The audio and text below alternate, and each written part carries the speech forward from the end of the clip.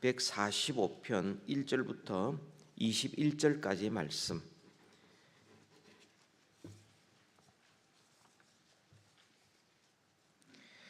우리 한 절씩 교독합니다. 왕이신 나의 하나님이여, 내가 주를 높이고 영원히 주의 이름을 송축하리이다. 날마다 주를 송축하며 영원히 주의 이름을 송축하리이다. 여호와는 위대하시니 크게 찬양할 것이라. 그의 위대하심을 청량하지 못하리로다. 주께서 행하신 일을 크게 찬양하며 주의 능하신 일을 선포하리로다. 주의 존귀하고 영광스러운 위엄과 주의 기이한 일들을 나는 작은 소리로 읊조리이다. 사람들은 주의 두려운 일에 권능을 말할 것이요, 나도 주의 위대하심을 선포하리이다. 그들이 주의 크신 은혜를 기념하여 말하며 주의 의를 노래하리이다. 여호와는 은혜로우시며 긍휼이 많으시며 노하기를 더디하시며 인자하심이 크시도다. 여호와께서는 모든 것을 선대하시며 그 지으신 모든 것에 긍휼을 베푸시는도다. 주께서 지으신 모든 것들이 주께 감사하며 주의 성도들이 주를 송축하리이다. 그들이 주의 나라의 영광을 말하며 주의 업적을 일러서 주의 나라의 위엄 있는 영광을 인생들에게 알게 하리이다. 주의 나라는 영원한 나라이니 주의 통치는 대대에 이르리이다. 여호와께서는 모든 넘어지는 자들을 붙드시며 비굴한 자들을 일으키시는도다. 모든 사람의 눈이 주를 앙망하오니 주는 때를 따라 그들에게 먹을 것을 주시며 손을 펴사 모든 생물의 소원을 만족하게 하시나이다. 여호와께서는 그 모든 행위에 의로우시며 그 모든 일에 은혜로우시도다. 여호와께서는 자기에게 간구하는 모든 자, 곧 진실하게 간구하는 모든 자에게 가까이 하시는도다. 그는 자기를 경외하는 자들의 소원을 이루시며 또 그들의 부르짖음을 들으사 구원하시리로다. 여호와께서 자기를 사랑하는 자들을 다 보호하시고 악인들은 다 멸하시리로다. 다 같이 내 입이 여호와의 영예를 말하며 모든 육체가 그의 거룩하신 이름을 영원히 송축할지로다. 아멘. 요즘 월드컵 기간입니다. 지난 월요일 저녁 누가 티켓을 주어서 축구 경기를 관람을 했습니다. 알제리와 요르단의 경기를 보러 가면서 산타크라라 경기장 르바이 스타디움을 처음 입장해 보았습니다. 그날 당일 입장객이 6만 8천 명이었습니다. 거기에 가니까 정말 화려한 엔터테인먼트가 거기에 있었습니다. 사람들의 응원의 열기가 있었고 또 경기가 얼마나 박진감이 있는지, 또 휘황찬란한 영상이 막 눈을 휘둥그르게 만들었고 음식이 있고 음악이 있었습니다. 바로 그것을 위해 사람들이 아낌없이 자기 시간과 물질을 내고 모였던 겁니다. 일상을 벗어나서 스트레스를 좀 풀고 재미를 느끼는 것 어느 정도 유익합니다. 우리는 이 스포츠라든지 음악이라든지 미술에 주는 유익들을 우리는 너무 잘 알고 있습니다. 몸과 마음을 절제하는 훈련, 단련시키는 것, 또 그 일을 통해서 다른 사람과의 공감 능력을 향상시키는 것, 또 우리의 풍부한 감성을 개발시키는 것, 또 창의력을 일으키는 것, 문제를 만났을 때 문제를 해결할 수 있는 능력과 또 그게 집중력을 향상시키는데 음악이나 미술이나 스포츠가 기여하는 바가 많습니다. 그런데 저는 그 경기장에 앉아서 알제리와 요르단이 경기하는데 저 무슨 재미가 있겠습니까? 거기 앉아서 이런 생각도 해보았습니다. 그 가는 길 곳곳마다 얼마나 사람들이 많은지 삼삼오오에 모여가지고 그들이 잔뜩 기대를 가지고 경기장을 향하는 모습을 보면서 이 사람들에게는 경기장이 교회구나. 우리가 주일 되면 정한 시간에 기대를 가지고서 그리스도 교회를 향하여 나오는 것처럼 그들은 그 경기장을 향하여 나오니까 그곳이 그들에게는 교회구나. 딱 정시에 딱 시작됐는데 사람들이 앉아있지를 못해요. 일었다 앉았다 하면서 계속 소리치고 흥분하고 탄식하고, 야, 이 사람들에게는 축구 경기가 예배구나. 여기에 찬양이 있고 음악이 있고 여기에 기도가 있는 거예요. 한 골 넣으라고, 안타깝다고 말이에요. 그리고 막 사람들이 그 막 공감이 되어 가지고 막 하는 걸 보니까 그들에게 축구 경기는 예배였습니다. 다 마치고 이제 6만 8천 명이 다 헤어졌는데 그 일대가 전부 다 마비가 됐죠. 그 텅 빈 경기장을 보면서 그 짧은 1시간, 90분이지 않습니까? 그 경기 시간을 위해서 그들이 쏟아부은 물질, 정성, 시간 엄청나게 쏟아부은 겁니다. 시간이 끝나니까 다 흩어지고 텅텅 빈, 그리고 불이 꺼지고 나니까 그럼 온 동네가 새카매지는 거죠. 그래서 드는 생각이 뭐냐면 아깝다 하는 생각이었습니다.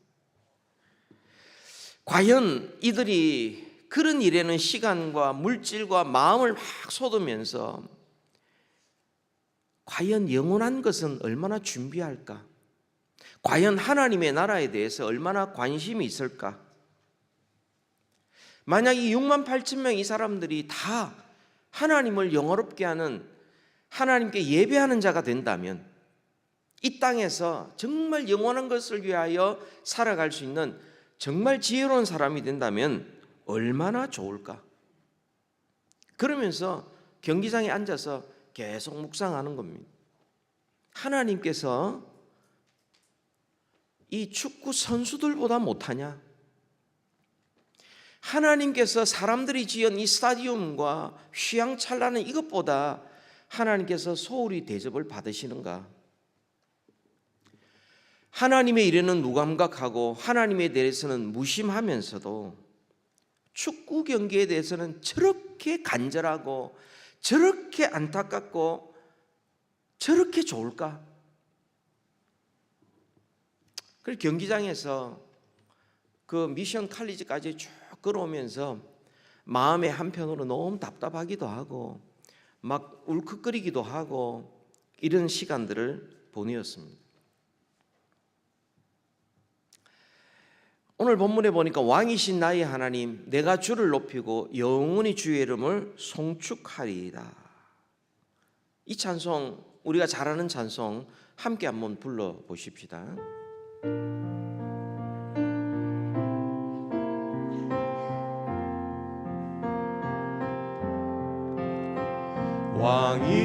왕이신 나의 하나님, 내가 주를 높이고 영원히 주의 이름을 송축하리이다. 좀 빠르게 한 번 더. 왕이신 나의 하나님, 내가 주를 높이고 영원히 주의 이름을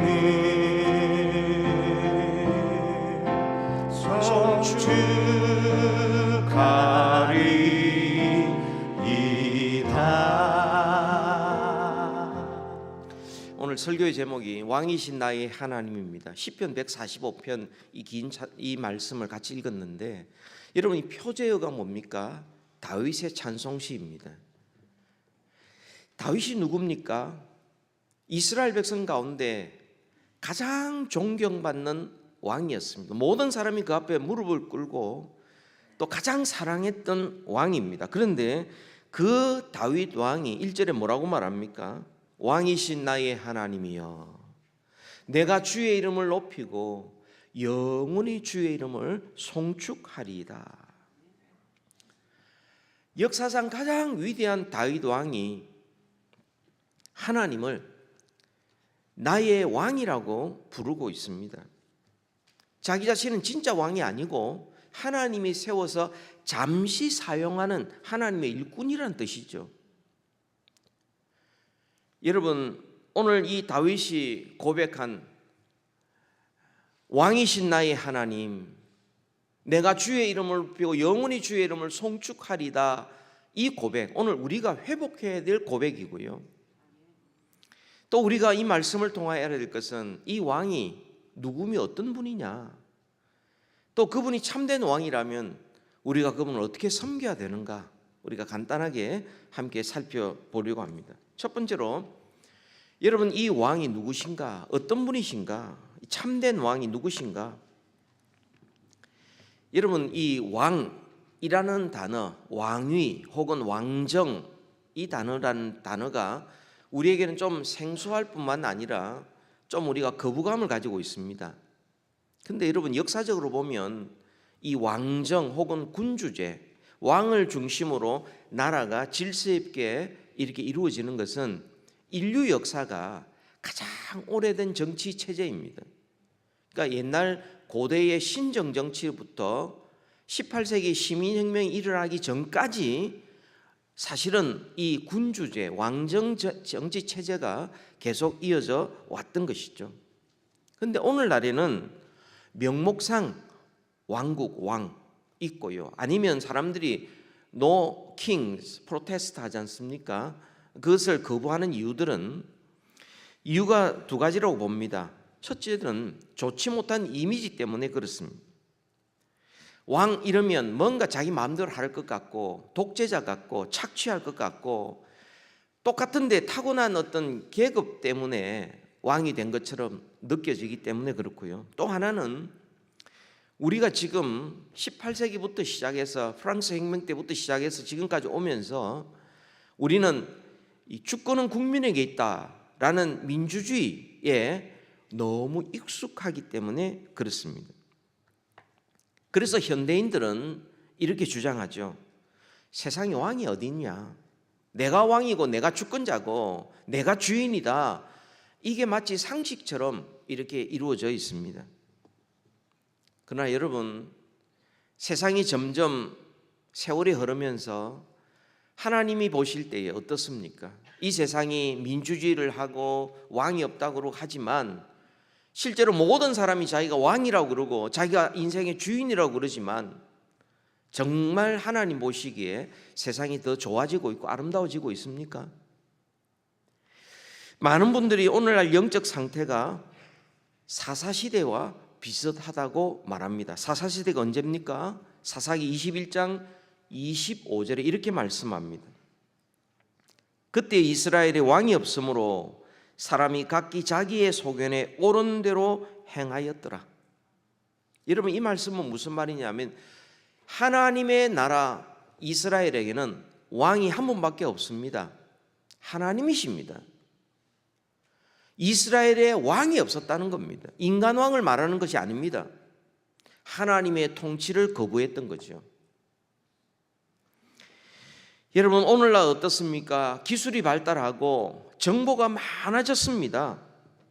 그래서 사람들은 다 자기 소견에 옳은 대로 행동하고 말하고 그렇게 살아갑니다. 그 결과 사사시대와 비슷해지고 있습니다. 다 나름대로 자기의 우상을 가지고 있고 다 자기 나름대로 옳다 생각한 대로 가니까 기준이 없어지고 있습니다. 하나님을 믿는 신앙을 잃어버리고 우상을 섬기고 그리고 그러다가 고통을 당하면 그때 비로소 하나님의 부르짖다가 하나님께서 건져주시면 또 잊어버리고 또 범죄에 빠져들어가는 자기 마음대로 살아가는 이 일이 반복되고 있습니다. 언제까지요? 멸망할 때까지. 언제까지 우리가 이것을 반복할 것입니까? 여러분, 왕정 체제가 잘못되었다, 그것은 뭐 이 땅에 왕이 없다라고 이야기하지만 한번 다르게 생각해 봅시다. 만약 왕이 있는데 그 왕이 선한 왕이라면, 그 왕이 완전한 왕이라면, 뿐만 아니라 모든 사람이 다 왕이라고 이야기하는데 과연 왕으로서의 인품이 있는가? 왕의 자격이 있는가? 그러면서도 자기 마음대로 살아가는 이 세상이 점점 좋아질 수 있는가? 우리 한번 다시 생각해 볼 필요가 있는 겁니다. 우리가 지난 주일 설교의 제목을 기억하십니까? 하나님의 복음이었습니다. 그 복음의 내용이 뭡니까? 예수님께서 이 땅에 오심으로 하나님의 나라가 시작되었다는 겁니다. 하나님의 나라가 어떻게 시작됩니까? 왕이신 예수님께서 이 땅에 오심으로 시작되었다는 이야기입니다. 여러분, 왕이란 말이 우리가 익숙하지 않지만 우리가 주인, 주라는 말은 헬라어에서 큐리오사라는 말은 우리가 많이 들어봤을 것입니다. 여러분, 이 말은 로마 황제들이 자기는 신의 아들 혹은 신이 되어 나타난 존재로 하기 위해서 이 큐리오사라는 말은 로마 황제에게만 쓰도록 만들었습니다. 주인, 왕이란 말이에요. 여러분, 초대교회 성도들이 하나님을 믿고 예수 그리스도를 주인으로 모시고 섬기는 자들이 왜 로마 제국에서 박해를 받았습니까? 로마 황제를 주인으로 삼으라 그러니까 그걸 거부한 겁니다. 왜요? 우리의 주인은 오직 예수님밖에 없다고. 예수님만 나의 주인이고 나의 왕이고 내 소유의 주인이고 내 인생의 주인입니다. 그래서 박해를 받고 감옥에 갇히고 죽임을 당했던 것이죠. 여러분, 시편 145편을 우리가 읽었는데요, 이 시편은 단순하게 그냥 위대한 왕을 찬양하는 내용이 아닙니다. 오실 예수 그리스도 메시아를 찬양하는 내용입니다. 예표로 보여주는 것이죠. 그러니까 이전에 구약시대 성도들은 다윗의 후손으로 오실 메시아를 바라보면서 그분의 통치를 찬양하고 있는데, 오늘날 예수 그리스도를 구주로 영접한 자들, 그분의 이름을 송축하고 예배하고 즐거워하고 순종하며 살아가는 것, 바로 그것이 시편 145편의 내용인 것입니다. 시편 145편은 이 세상의 유일한 주인이 누구냐? 왕이 누구냐? 그분은 곧 예수 그리스도시다. 다윗이 왕이신 하나님이여 불렀던 바로 그분이시다. 예수 그리스도 나의 주, 나의 왕이시다. 그 말씀을 우리에게 가르쳐주고 계시는 겁니다. 그렇다면 여러분, 하나님 나라의 왕이신 예수 그리스도는 어떤 분이십니까? 오늘 시편 145편에서 우리는 알 수가 있습니다. 예수 그리스도는 위대하시면서도 인자하신 왕이십니다. 위대하시면서도 인자하신 왕이십니다. 여러분, 6절부터 9절까지의 말씀을 우리 같이 한번 읽으십시다. 시편 145편 6절부터 9절입니다. 사람들은 주의 두려운 일에 권능을 말할 것이요, 나도 주의 위대하심을 선포하리이다. 그들이 주의 크신 은혜를 기념하여 말하며 주의 의를 노래하리이다. 여호와는 의로우시며 긍휼이 많으시며 노하기를 더디하시며 인자하심이 크시도다. 여호와께서는 모든 것을 선대하시며 그 지으신 모든 것에 긍휼을 베푸시는도다. 천하 만물을 창조하신 하나님이시, 그 하나님이 만물을 다스리는 위대한 왕, 그분이 누구냐? 예수 그리스도입니다. 그런데 이 세상을 어떻게 다스리느냐? 긍휼로 다스리고 계신다는 거예요. 주님께서는 온 우주 만물을 다스리시고 온 우주 만물을 소유하시는 위대한 왕이신데, 저와 같은 자들, 구원하기 위하여, 은혜를 베풀기 위하여 사람이 되셨습니다. 우리가 하나님의 진노를 받아 마땅한데 흑암 가운데 있을 때에, 우리에게는 우리 스스로를 구원할 수 있는 소망이 없을 때에, 절망 가운데 있을 때에 주님께서는 노하기를 더디하시고 병든 자를 불쌍히 여기시고 죄악을 용서하시고 죽음에서 우리를 건지시고 친히 자기 몸을 십자가에 못 박음으로 우리를 구원하기 위하여 오신 예수 그리스도, 우리의 왕이시라는 겁니다. 여러분, 이 세상에 백성을 구원하려고 자기 목숨을 내놓는 왕이 세상에 어디에 있습니까? 예수님밖에 없는 겁니다. 또한 예수님은 어떤 왕이십니까?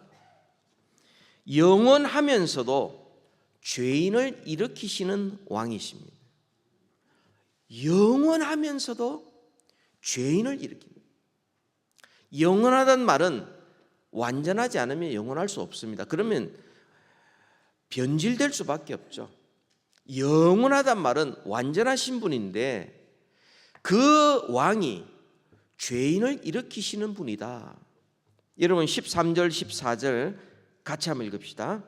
시작. 주의 나라는 영원한 나라이니 주의 통치는 대대 이르리이다. 여호와께서는 모든 넘어지는 자들을 붙드시며 비굴한 자들을 일으키시는도다. 아멘. 다윗이 후손으로 오실 예수 그리스도를 왕이신 나의 하나님이여 라고 불렀습니다. 그리고 그 나라가 영원한 나라다. 여러분 13절에 그렇게 말씀하지 않습니까? 주의 나라는 영원한 나라이다. 인간 왕은 재임 기간이 있습니다. 여러분 조선시대 왕을 봐도 그 왕의 재임 기간이 굉장히 짧았습니다. 제일 길게 한 사람이 한 50년 했던가, 뭐 짧게 한 사람은 며칠 만에 끝나기도 하고요. 하여튼 왕의 재임 기간은 짧았고 그 나라는 영원하지 않았습니다. 그러나 예수님께서 다스리는 하나님의 나라, 완전하고 영원한 나라인데 온 천하 만물을 다스리는 왕이신 하나님 예수 그리스도는 그의 눈길을 어디를 향하느냐 하면 연약한 자를 향하고 계셨다는 거예요. 약한 자, 넘어진 자, 비굴한 자, 실패한 자, 절망 가운데 있는 자들에게 그 위대한 왕의 눈길이 거기에 머물러 있었다는 겁니다.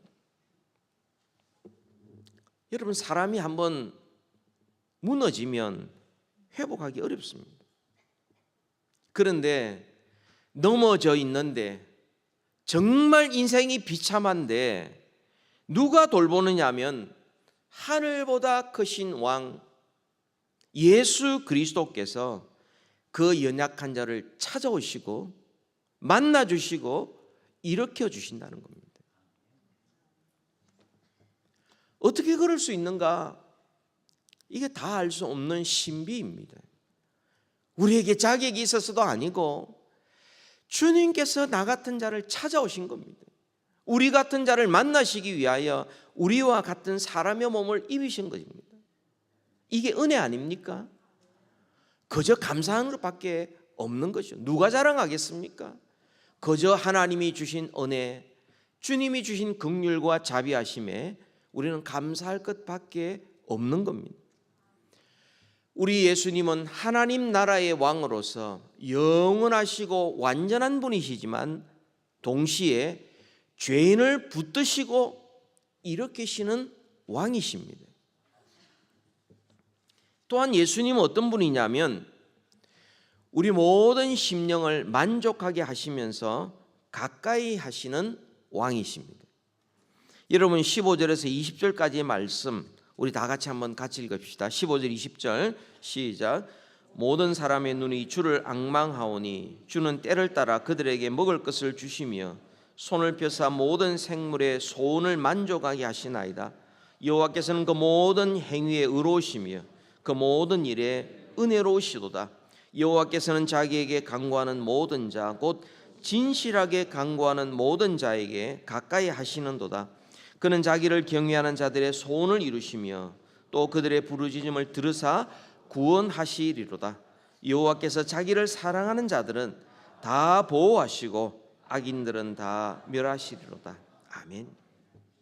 여러분, 먹을 것 주시고 소원을 만족해 하시고 그 다음에 간구하고 기도하는 자에게 구하는 그것만 주는 것이 아니라 주님은 기도하는 자를 가까이 해 주시고, 여러분 기도의 결과가 그런 겁니다.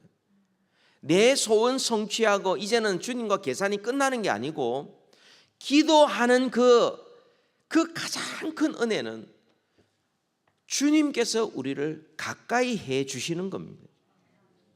자기를 경외하는 자들의 소원을 이루시고 자기를 사랑하는 자들을 다 보호해 주시는 그런 왕이십니다. 하나님 나라의 왕 예수 그리스도는 이 세상에 오셔서 때를 따라 먹을 것을 공급해 주셨는데, 광야에서 5,000명이 남자들만 5,000명이 먹을 것이 없을 때 주님께서 오병이어를 통하여 그들을 배불리 먹이시고 12광줄이나 남도록 풍성하게 공급해 주셨습니다. 뿐만 아니라 구약 성경에 보면 광야를 지날 때에 주님께서는 만나를 그들에게 먹여 주셨는데, 그 만나를 주신 분이 누구냐? 예수님이라고 말합니다. 더 나아가 자기 자신을 살과 필로 주어서 육신의 음식만 먹고 사는 자가 아니고 이제는 영원토록 살 수 있도록 주님께서 자기의 목숨을 우리에게 주셨습니다. 여러분 요한복음 6장 48절부터 51절까지를 우리 다 같이 한 목소리로 함께 읽겠습니다. 내가 곧 생명의 떡이니라. 너희 조상들은 광야에서 만나를 먹었어도 죽었거니와 이는 하늘에서 내려오는 떡이니 사람으로 하여금 먹고 죽지 아니하게 하는 것이니라. 나는 하늘에서 내려온 살아있는 떡이니 사람이 이 떡을 먹으면 영생하리라. 내가 줄 떡은 곧 세상의 생명을 위한 내 살이니라 하시니라. 아멘. 여러분 성경에 보면 광야를 지난 이스라엘 백성들에게 하나님께서 반석에 물을 나게 하셔서 그들의 목마름을 해결하셨는데 그 반석이 곧 그리스도라고 말씀합니다. 또한 그들에게 만나를 주신 분도 예수 그리스도라고 말합니다. 그것으로는 그들이 다시 목마를 수밖에 없고 배고플 수밖에 없으니 주님께서는 친히 이 땅에 육신의 몸을 입고 오셔서 주님의 살과 피를 우리에게 주심으로 우리가 그 살과 피를 먹고 마심으로 이제는 영생을 누리도록 만들어 주신 겁니다.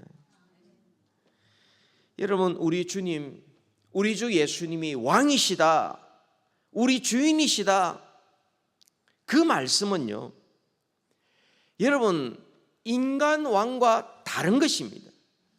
인간 주인과는 다른 것입니다. 독재자가 아니라 가장 선하신 왕이십니다. 예수님께서는 저와 여러분을 어떻게 통치하십니까? 통치하는 방법이 뭡니까? 십자가에 보이신 사랑으로 우리를 다스리는 겁니다.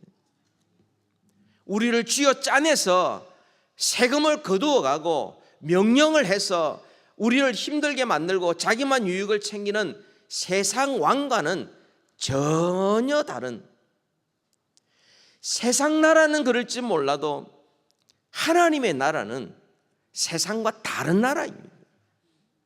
그 나라의 왕 되신 예수 그리스도는 우리를 살리기 위하여 십자가에서 살찢고 피 흘려 죽으신 겁니다. 자기 백성을 살리려고 친히 자기 목숨을 내어놓는 왕이 세상에 어디에 있습니까? 예수님밖에 없습니다. 하나님 나라밖에 없는 겁니다. 온 우주를 다스리고 온 우주를 소유하는 크고 위대하신 전능하신 온 우주 만물의 왕이신 예수 그리스도는 우리의 작은 신음에도 귀를 기울이시는 아버지십니다. 우리가 주의 이름을 부를 때마다 주님은 가까이 오셔서 우리를 위로하시고 어루만지시고 위로의 힘을 주시고 능력을 베풀어 주시는 겁니다. 얼마나 인자하신 왕입니까? 사람들은 왕 그러면 무조건 싫다. 왜 이런 생각을 하느냐? 인간 왕들이 잘못했고 그 배에 어둠의 역사, 어둠의 세력들이 역사했기 때문에 그렇습니다. 그 틈을 타서 에덴 동산에서 아담과 하와를 범죄하게 만들고 하나님 앞에 불순종하게 만들었던 바로 그 존재가 우리 모두에게 다가옵니다. 너가 주인이야. 너 인생은 너 거야. 너 소유도 네 거야. 너 마음대로 살면 되는 거야. 그래서 선악을 알게 하는 나무를 자기가 판단하게 만들고 하나님께서 먹지 말라는 명령은 제쳐놓고 보니까 먹음직하고 보암직하고 지혜롭게 할 만큼 탐스럽게 하니까 하나님의 명령을 어김으로 말미암아 오히려 하나님의 진노하게 빠지게 되는 그 일이 여러분 그때만 있었던 것이 아니라 지금도 반복되고 있는 겁니다. 우리의 왕, 세상의 왕은 완전하지도 않고 명백한 한계를 가진 존재들입니다.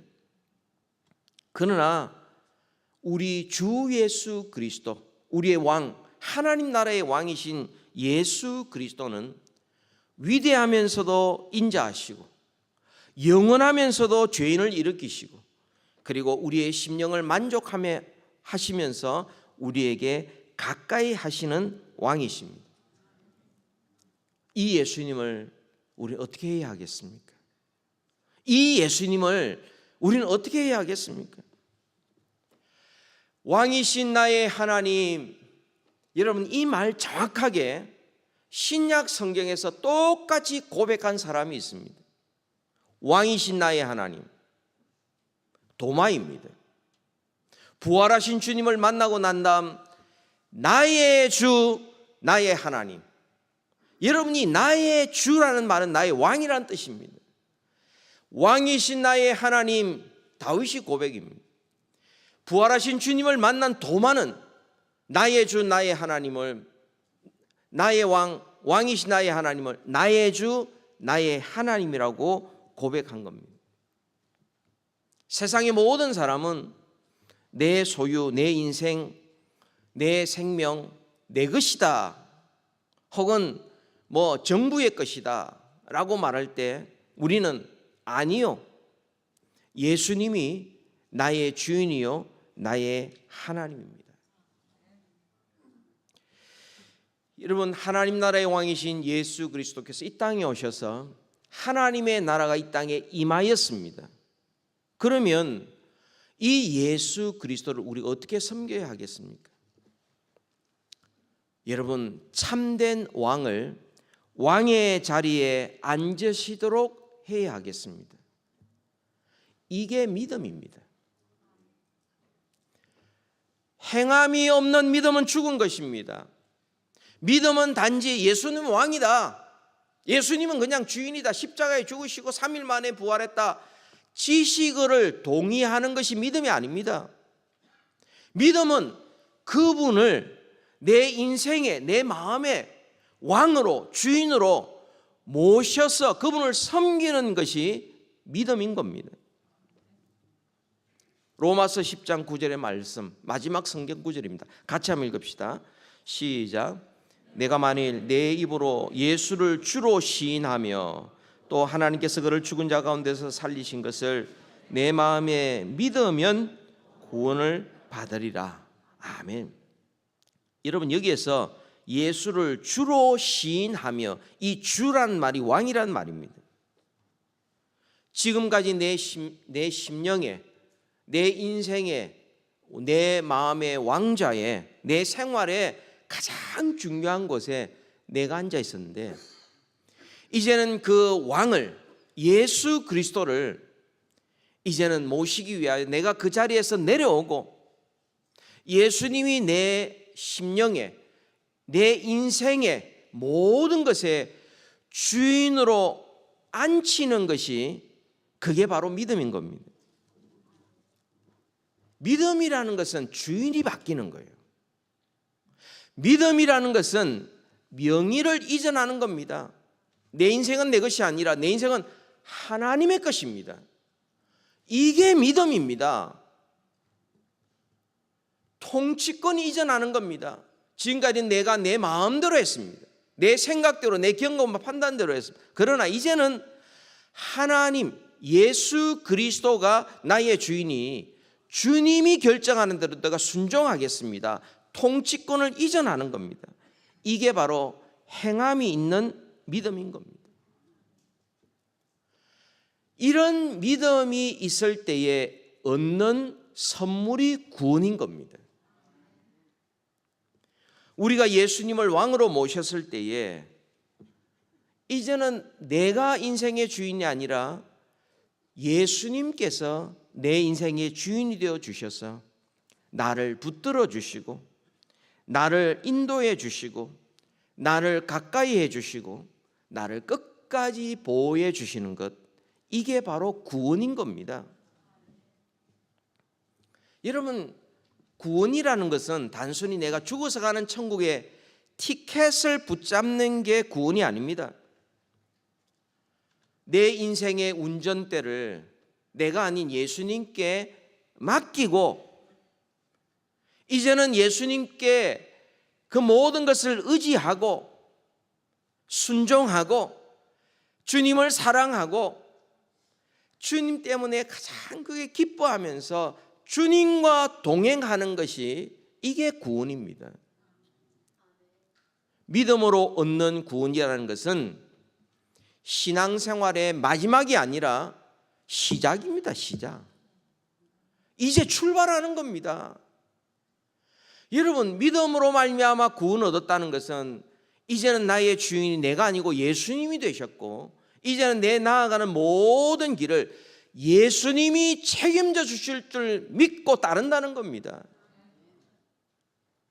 시작인 것, 시작. 오늘 저는 여러분들에게 반드시 대답해야 될 질문 한 가지를 드립니다. 누가 여러분의 왕입니까? 누가 여러분의 주인입니까? 만일 우리가 예수님을 주인으로, 왕으로 모신다면 우리는 누구든지 하나님 나라에 들어가고 하나님 나라의 백성이 됩니다. 주 예수 그리스도, 구약에서는 왕이라고 표현했지만 신약에는 주 큐리오스, 로마 황제에게만 붙일 수 있는 그 유일한 통치자, 주 예수 그리스도. 우리의 남은 일생을 주님을 찬양하고 주님께 순종하고 주님을 전파하며 우리 살아가야 하겠습니다. 우리 왕이신 나의 하나님, 우리 한 번 더 찬양하십시다. 왕이신 나의 하나님.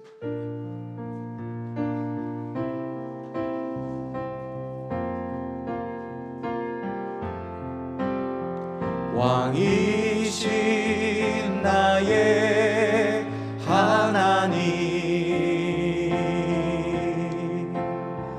내가 주를 높이고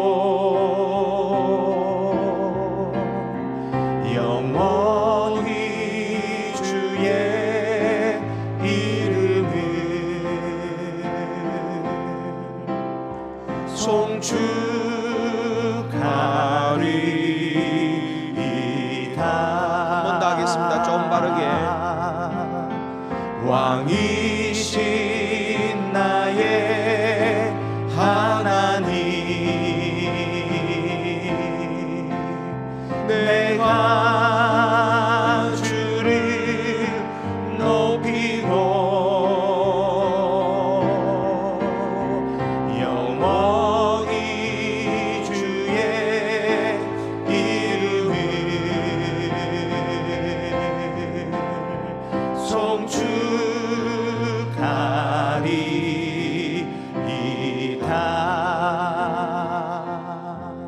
예수님 나의 왕이요, 예수님 나의 주인이심을 기뻐하고 찬양하는 것이 예배인 겁니다.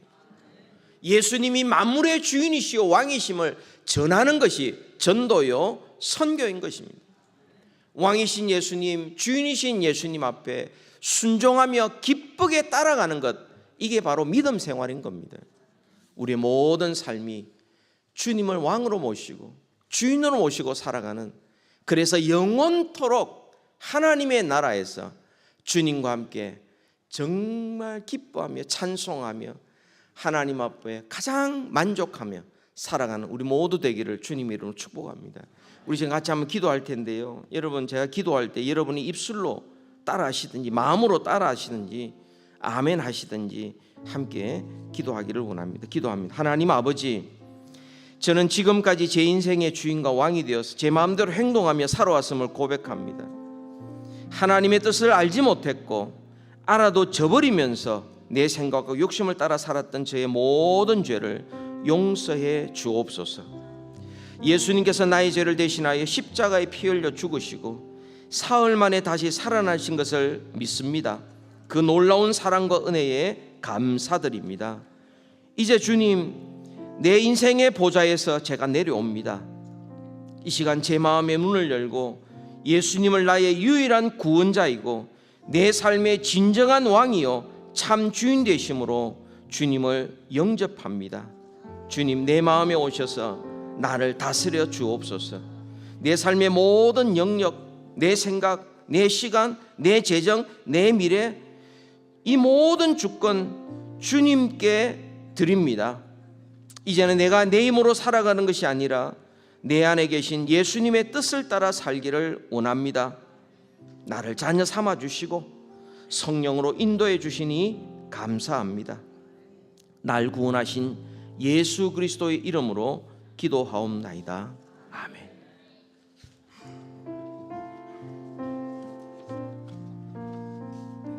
우리 찬양팀 나와주시고요, 우리 함께 찬양하겠습니다. 우리 자리에 일어나서 찬양합시다.